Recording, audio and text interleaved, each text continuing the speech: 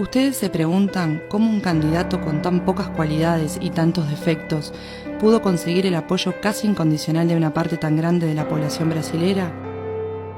Ustedes ya intentaron argumentar racionalmente con esas personas, pero parece que ellas están absolutamente decididas y te tratan inmediatamente como un enemigo ante una postura mínimamente contraria.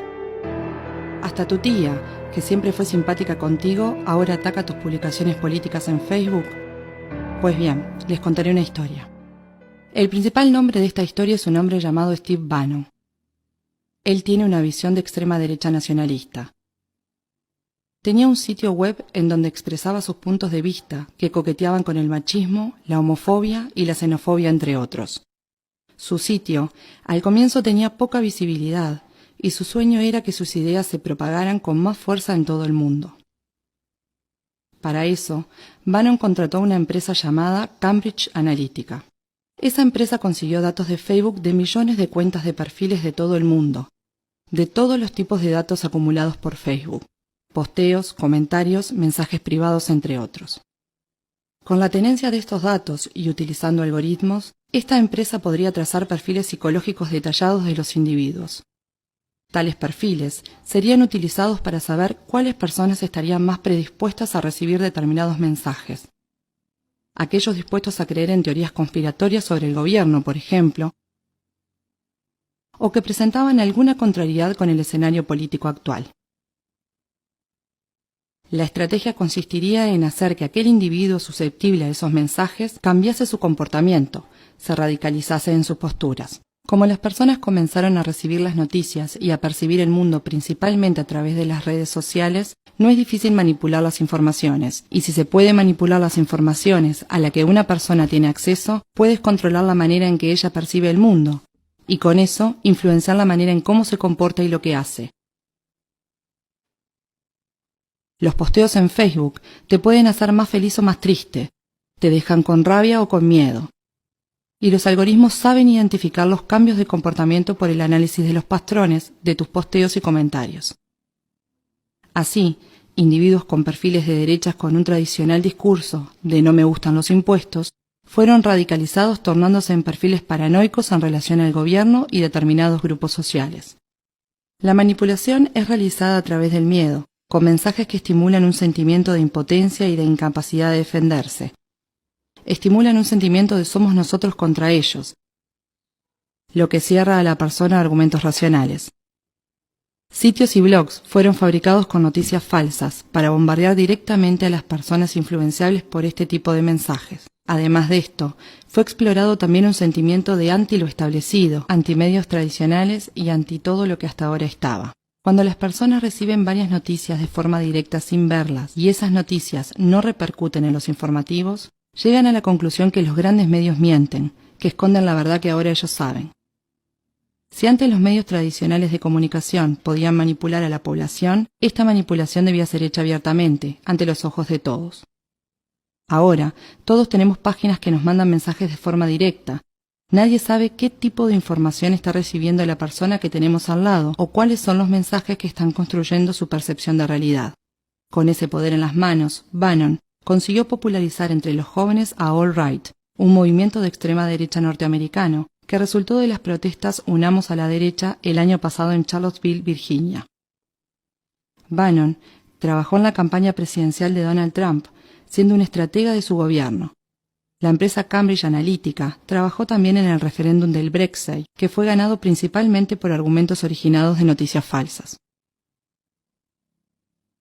Cuando la manipulación se comenzó a distinguir, Mark Zuckerberg fue llamado al Senado norteamericano para testificar. Para quien entendía lo que pasaba, quedó claro que la democracia de la nación más importante del mundo había sido hackeada. Pero los congresistas poco entendían del medio social. ¿Y quién estaría dispuesto a admitir que la democracia puede ser hackeada a través de la manipulación de los individuos? Zuckerberg solo estaba pensando en establecer un modelo de negocios lucrativo con la venta de anuncios direccionados, decían. La recolección de datos y creación de perfiles psicológicos de las personas en las redes tenían una intención aparentemente inocente de hacer que las personas dieran clic en anuncios pagos. Era solamente un modelo de negocios, pero ese mismo instrumento puede ser usado con finalidad política. Él se dio cuenta de eso y sabía que las elecciones brasileras podían estar en riesgo también. Brasil es una de las mayores naciones del mundo. Facebook entonces tomó medidas activas para evitar que las campañas de desinformación y manipulación ocurriesen en su red. Muchas cuentas falsas fueron retiradas de Facebook en el periodo anterior de las elecciones. Pero no contaban con la popularidad y capitalización de los grupos de WhatsApp. Este es un aplicativo de mensajes directos entre individuos. Por eso no puede ser monitoreado externamente. No hay cómo regular las fake news o noticias falsas. Hacer un perfil falso en WhatsApp también es muy fácil como en otras redes sociales, pero más difícil de ser detectado. Bannon, que soñó con un retorno de la extrema derecha nacionalista fuerte mundialmente, con ideas clasificadas como antiminoritarias, racistas y homofóbicas, y que usó el miedo de los hombres de sentirse indefensos para conquistar adeptos, se encontró muy a gusto con Eduardo Bolsonaro.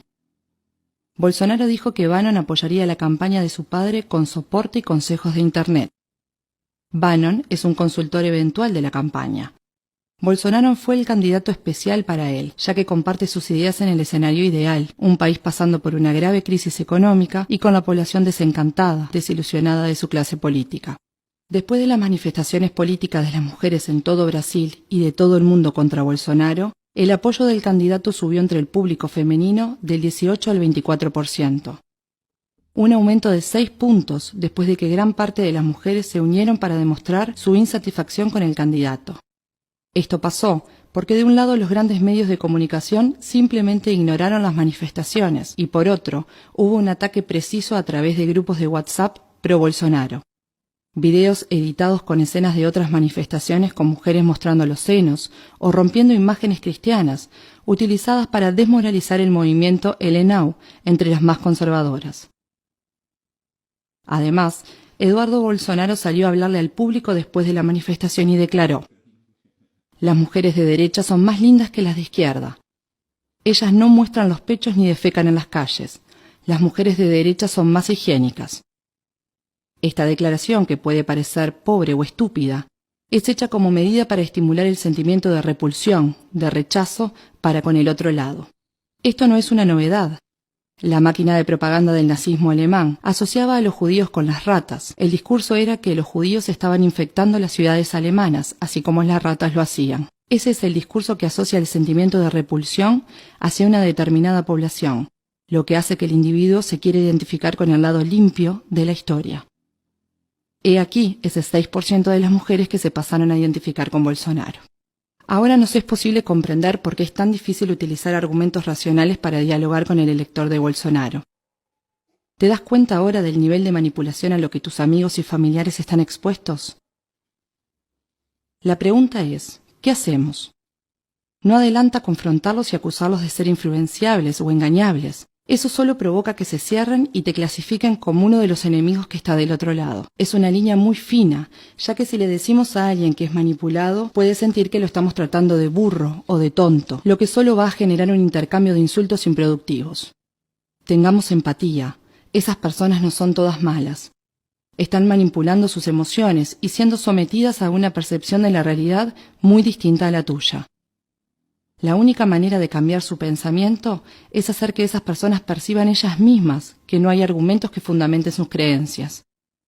Pidamos que las personas defiendan racionalmente sus opiniones políticas. Estemos abiertos a oírlas, pero continuemos siempre preguntando más y más hasta percibir que llegamos al punto en que la persona se da cuenta que no existen argumentos para responder. Preguntémosle, por ejemplo, ¿por qué decidiste por este candidato? ¿Por qué pensás que va a cambiar las cosas? ¿Pensás que él está preparado? ¿Conocés sus propuestas, su historia como político? ¿Cuál realización de él aprobás? Si percibimos que la persona no está pronta para debatir, retirémonos de la discusión. No agredamos ni ofendamos, ya que este comportamiento radicalizaría el somos nosotros contra ellos. Tengamos en mente que los discursos en los que esa persona cree fueron introducidos en ella de manera que hubiese una verdadera identificación emocional, tornándose en una especie de segunda identidad. No es de un momento a otro que algo así se cambia. 2 de las democracias más importantes del mundo ya fueron hackeadas utilizando técnicas de manipulación. No vamos a dejar que esas fuerzas nos pongan unos contra otros. No podemos dejar que rompan nuestro tejido social de manera irrecuperable.